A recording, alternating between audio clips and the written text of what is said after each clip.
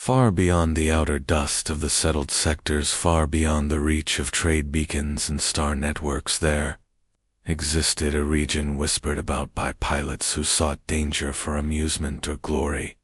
This region was known as the Silent Verge, and it was called silent because no signal had ever returned from its deepest dark. Many ships that tried to map it were lost without trace, and only fragments of their hulls drifted back toward known space, carried by slow currents of cosmic radiation that bent even the bravest minds. On the very rim of this forbidden frontier, a courier ship of ancient human design drifted alone and quiet, as if it too feared waking something older than galaxies. Inside that ship moved the last known human courier, whose name was Rian Sol. He did not consider himself heroic. He did not consider himself special.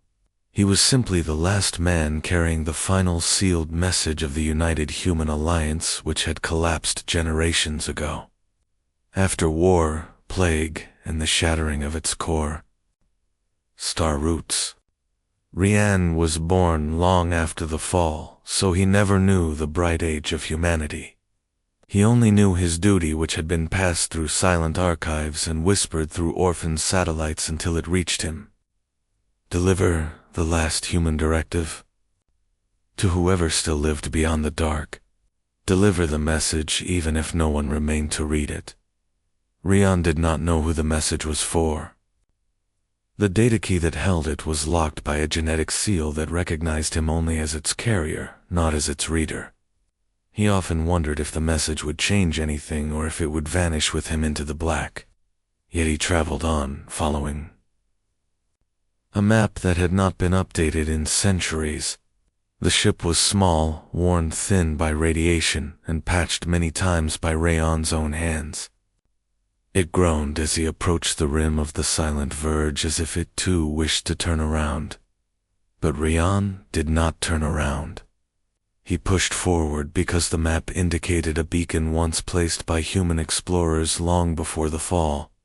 According to legend, this beacon had been sent to contact an ancient race known only as the Starborn, who were said to live in the deep silence, where light itself bent with memory and time traveled in waves. No one had ever confirmed their existence.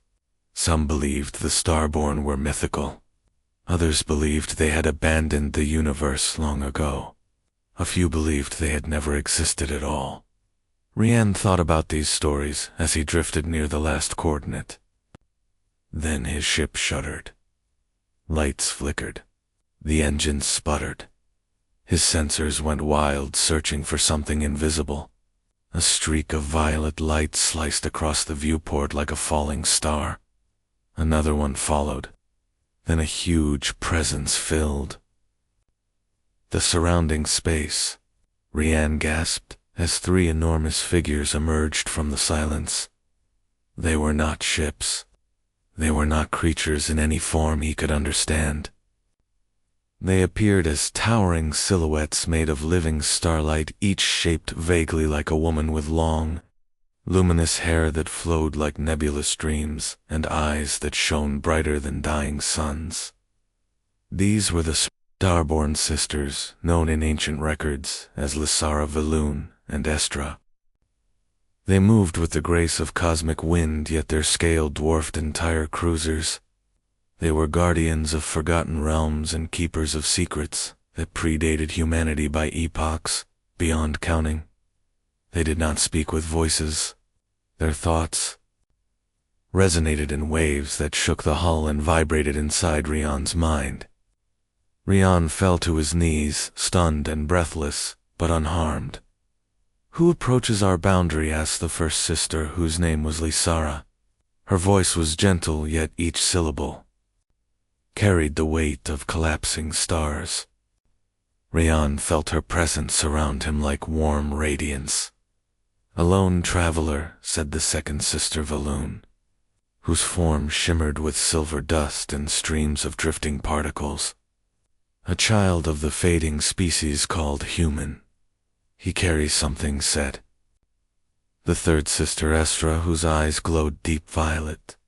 Something that has waited to reach us. Rian struggled to stand. He could not bow because gravity pulled strangely under the sister's gaze, yet he forced himself to lift his head. I am Rian's soul, he said aloud, though he knew they could hear his thoughts, even before he formed them. I am the last known courier of my people. I come to deliver the final message, encoded by the United Human Alliance before it fell. The sisters moved closer. Their light dimmed slightly so as not to harm him. Rian felt all fear and a strange sense of comfort, as if he had finally reached the end of a long, sorrowful journey. We remember your kind, said Lyria. They sought our knowledge in ages gone, yet their hearts were divided and their paths unstable. Still there was hope among them. Many carried courage like flame in darkness. Vaela drifted nearer, and her presence felt like cool wind brushing across Rian's face. Your people once asked us to guide them, but they were not ready for the truths we hold. We reveal only to those who accept both the brilliance and the burden. Estra's light flickered like distant lightning, and now a single human remains. You. Bring us your last words. Are you certain you wish to deliver them, Rian saw? For the final message of a dying species is a powerful thing. Rian took a deep breath. His heart pounded. His hands trembled. But he nodded. My people entrusted this to me, he said. I must fulfill their last request, even if the message brings nothing but sorrow. The sisters exchanged a silent ripple of thought, and Rian felt their agreement. Then Lyria extended a single hand made of swirling starfire. Place the message within the core of my palm, she said. It will be read by us and by the silence itself. Rian stepped forward. His legs felt weak, yet he moved with determination. He pulled out the small crystalline data key that had been passed through generations of couriers. Its surface gleamed with faint blue light, as if sensing the presence of the ancient beings. He placed it gently in Lysira's palm. For a moment, nothing happened. Then the data key erupted with bright radiant pulses.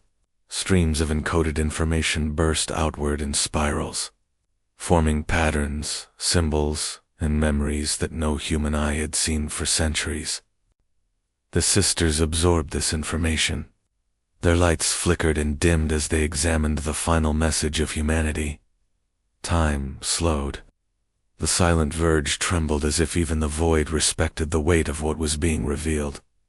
At last, Lyria spoke, and her voice carried a tone Rian had never heard from an immortal being. It was sorrow. Your people were afraid, she said softly.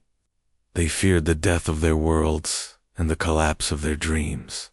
They feared they had reached the limits of their growth and their hope. Yet within their fear they placed one final request. Vaela's silver form brightened.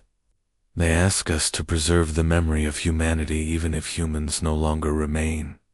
They ask us to tell the universe that they once lived with passion and courage and creativity. They wanted their stories, their art, their laughter, and their struggles to echo across ages long after their last star dimmed.